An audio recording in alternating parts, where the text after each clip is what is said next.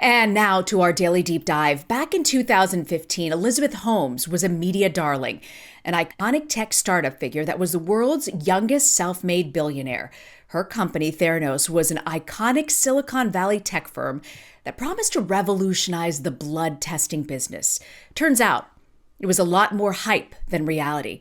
Today, we're chatting with Rebecca Jarvis, host of the Dropout podcast and ABC News' chief business, technology, and economics correspondent. She's been following this case for the last 6 years. Welcome, my friend. Great to have you on. Hi. It's so good to be here with you, Rena. Thanks for your interest in the story, and it's just great to see you again.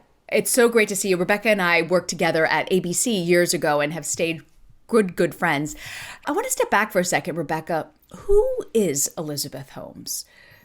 I think that is one of the most important questions here, and it's a lot harder to answer, frankly, than you might think. Elizabeth Holmes is the Stanford dropout who went on to create a company called Theranos. It was supposed to, based on the promises she made and others made at the company, it was supposed to revolutionize healthcare. It was supposed to be able to run hundreds of tests through a single drop of blood. We now know that the technology never could actually do that, and she faces these charges of criminal fraud from the Department of Justice because of the promises she made, because of the allegations that she misled investors and patients and doctors. And over the course of the last 5 years, I've spoken to people from all of those different groups, people who worked closely with her, and even to many of them, she is still an enigma. It's crazy because she was once heralded the next Steve Jobs, essentially. She's now facing criminal charges, which she pleaded not guilty to, up to decades in prison. How did she get there? Well, if you look back at the story of her life, you see this progression of a very precocious young woman. She had very big aspirations, dropped out of Stanford at 19 years old to create this company. What she didn't do is surround herself with many people who had expertise in these areas. She got a lot of really important VIPs on board. She got investors like Rupert Murdoch to give her millions of dollars, Bob Kraft, a number of others. She also got this board of people like the former Secretary of State George Shultz and Henry Kissinger. She didn't have a lot of scientists. She didn't have a lot of people from the medical community, and she had such limited education herself in this field. If you think about what it would take to truly revolutionize blood testing, as she said she wanted to, these are the kinds of scientific feats that take many people entire careers. And for many who are experts in the field of science and medicine who looked at the story, there wasn't a lot of there. In the first season, Rebecca, of The Dropout, you aired never-before-seen deposition testimony of Elizabeth Holmes. What did you learn from that deposition? People who saw Elizabeth's genesis on all of these main stages, she was a celebrity in many ways. She was the headliner at many conferences for business and businesswomen. But suddenly, when she's faced with questions, specific questions from the Department of Justice and from the SEC and the depositions that you saw from 2017, she doesn't know. She can't recall. So suddenly she goes from this woman who has all the answers to a person who can't directly answer almost anything. And that's a real shock for people who followed the story. Yes, of course, someone faced with such serious allegations, they may defer, but it is a really hard thing to see this person who so confidently told so many interviewers over the years, told magazines over the years, sat across from former President Bill Clinton, sat across from former, at the time, Vice President Joe Biden, and crafted this gigantic tale of what she was capable of doing. It is a very hard thing to then see the reality when the curtain is pulled back and you're actually under oath that is so different. It's very likely that we could hear from Elizabeth Holmes. What do you think she might say, and why would she do that? Yeah, it's almost a certainty, Rena, that we will hear from Elizabeth Holmes at this trial. Her lawyers have filed with the court the intention that she will speak. It is this allegation that she is making, accusing her former boyfriend and COO, Sunny Belwani, of pervasive abuse that occurred, according to the allegations, over 10 years, that he would control everything she did, from what she ate to what she said to who she could speak to. Now, Sunny Belwani has categorically denied all of these allegations through his lawyers and through court documents. But this is really the defense's case. This is the thing that they will be bringing up at trial, this idea that Elizabeth Holmes essentially wasn't acting as herself. She was acting under the power and influence of another person over the course of this fraud. And it is a very gigantic accusation to make because, of course, she was running the company Theranos for more than a decade. So she started this thing at 19 years old out of Stanford. She was charged by the Department of Justice at 34 years old. So just imagine that span of time that she was doing all of this, and this allegation now that her defense is making that it was really, for the most part, because of someone else. Do you have a sense if that will fly in court, that line of defense? It's a very difficult argument to make with juries. And of course, there are 12 jurors who will ultimately decide her fate. I've talked to a number of legal analysts who say, in general, juries do not get on board with these types of defenses. But what it does is it makes the prosecution's arguments a lot more treacherous. It makes it more complex for how the prosecution is going to lay out their case. Because of course, even if the jury doesn't buy into this idea that Elizabeth was acting because of the work of someone else, if her team can put forward evidence that at a minimum she was facing some form of abuse, some form of hardship, it's a more delicate issue for the prosecution to then lay out a case, which by most accounts coming into this trial was pretty ironclad. You have the people who have their inaccurate tests. The company itself, Theranos, had to void thousands of tests over the years because they were inaccurate. And I think that raises another thing, Rena, which is here we are in this moment in the pandemic. A lot of those jurors will have fresh on their minds just how important a medical test is. Because pre-pandemic, maybe you had a medical test, maybe you took a blood test.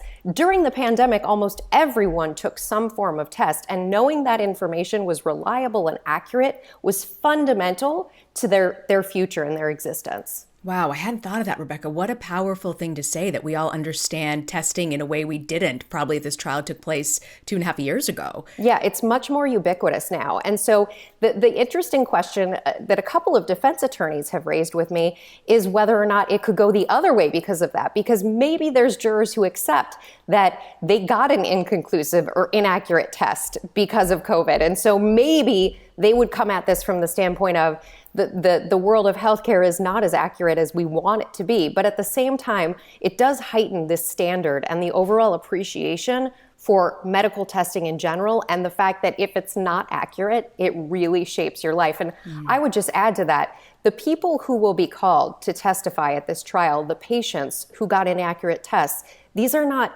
meaningless tests. There are women who were told about false pregnancies in their tests, or a woman who dealt with fertility issues for years who got a false miscarriage reading in one of her tests. There are people who were told falsely that they were positive for HIV. One of the women I spoke to over the course of many years, her name is Sherry Ackert, she thought her breast cancer had returned after many years and spent a week thinking this because of an inaccurate Theranos test. Wow. I mean, that's just powerful. People who were told something based on their test that was completely not true about their medical condition at that moment. I mean, don't you think that's going to really resonate and be very difficult for her to overcome? That's the hardest part of this, because when you break down what the charges are against her, you have 12 charges against her, and it's not just that she misled investors, people who might have been capable of doing better due diligence or doing better work, but it's also this fact that she misled doctors and patients. And when you're talking about doctors and patients, you're not just talking about extremely wealthy people, which, by the way, there are people who were not extremely wealthy who put money in Theranos and also lost some of their life savings. But when you think about those patients and doctors, the fact that these were life and death decisions, that Theranos shaped those outcomes, that's a much more significant charge. She could face as much as 20 years in prison. She's also a new mother.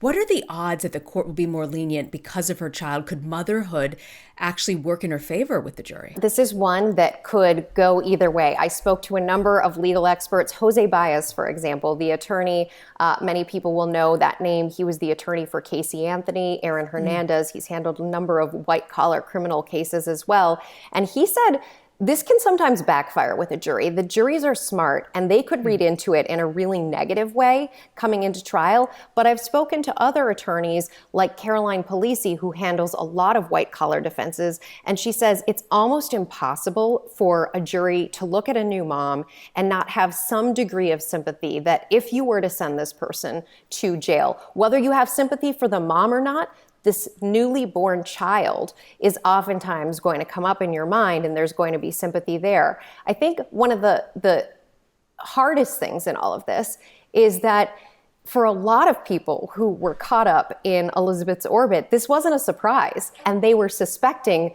that she would be at trial pregnant or with a newborn baby back then. Wow.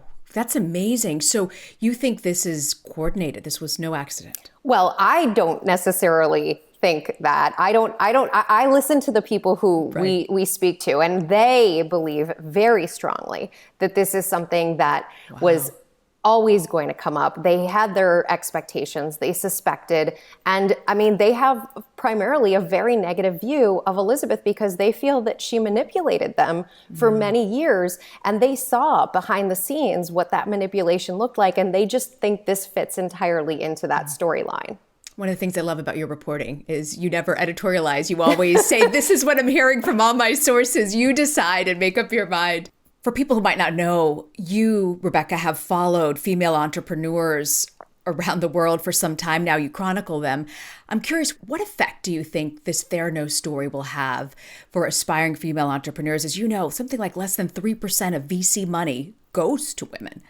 A very small percent, Rena. And for Elizabeth, she's clearly an outlier. She raised almost $1 billion over the course of Theranos. I've heard from female VCs. I've heard from also male VCs, but in the biotech space, how hard it is now to raise money because there are investors who feel like they got burned by this thing or they just watched it from the sidelines, and it makes them all the more skeptical. I think one of the key questions in this story is, what outcome will the trial have? What outcome will it have on Silicon Valley, on what many people see as a fake it till you make it world where it's acceptable to have a little bit of puffery in what you talk about with both investors and maybe even with your customer? And for those who are watching on the sidelines, a not guilty verdict, a verdict that doesn't unequivocally say and condemn the behaviors that occurred at Theranos on Elizabeth Holmes's watch, that would be really detrimental to the world of Silicon Valley. The idea that you could put faulty technology in the hands of consumers, that you could say things that are unequivocally false to your investors, the idea that Theranos, for example, said its technology was being used on the battlefield in the hands of the US military, when in actuality, it never was the case. If Elizabeth Holmes walks away from this completely scot-free, it sends a really bad signal to Silicon Valley, and that it says it is okay to behave this way. If you could sit down with Elizabeth Holmes, what would you ask her? Well, I think I'd ask her some really specific questions initially about the technology itself. That was what I always sought to ask her in an interview in the early days of this story. And I think that's probably why I didn't interview her, because I was never willing to walk into a conversation with her where it would just be fluff, where it would just be a celebration of Elizabeth, the founder.